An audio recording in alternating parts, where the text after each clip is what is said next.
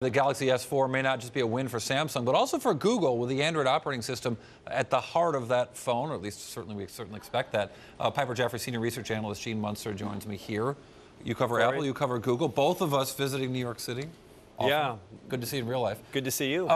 This Samsung announcement this week is interesting because Samsung seems to has emerged as really the biggest competitor against the iPhone. It really has. I mean, if you look at the actual units now, it's exceeding the total number of units Samsung is over iPhone. And so Apple really needs to get up and wake up and take notice of what's happening this week. You know, you wouldn't have thought this 2 years ago, but that's exactly what's happening.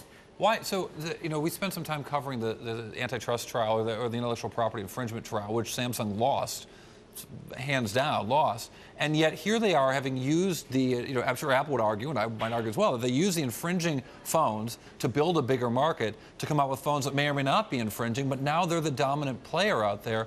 Are they, however, at a point of technological leadership where, forget phone size, they're doing things in the phone that are innovative?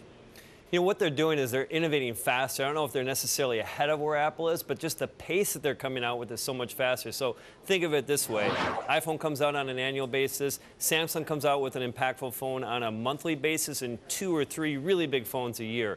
And so the technology, I guess, that they're actually working on, they're able to get it to market a little bit faster. So in the intermediate point, I think Samsung does kind of have a small lead versus Apple. Interesting. We know that technologically, from the transcripts in that trial, the engineers at Samsung are very focused on Apple and what Apple's doing and how Apple's innovating. Are they just as focused in a marketing way? Are they doing 3 big phone announcements a year because they know that Apple's on an annual pace and that's somewhere that they can win? I think that's a big part of it. Also, I think that they just have more resources in terms of actually building these phones. Obviously, more than Apple? Well, yeah. More than the biggest tech company in the world by market cap. Yeah, I think they do, and the reason is that Samsung creates a lot of the components that Apple uses, and so there's a cost advantage that Samsung has in terms of the speed that they can get some of these phones out over Apple.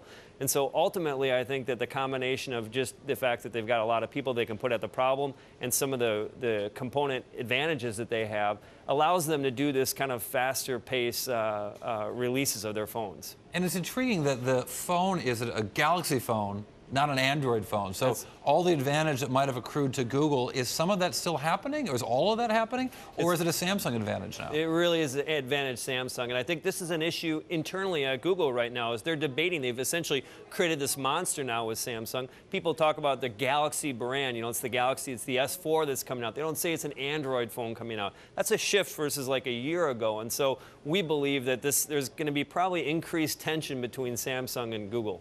Interesting stuff. It'll be interesting to see what this announcement is and how much Google's actually on the phone. Gene Munster, Piper Jaffray, really appreciate your time.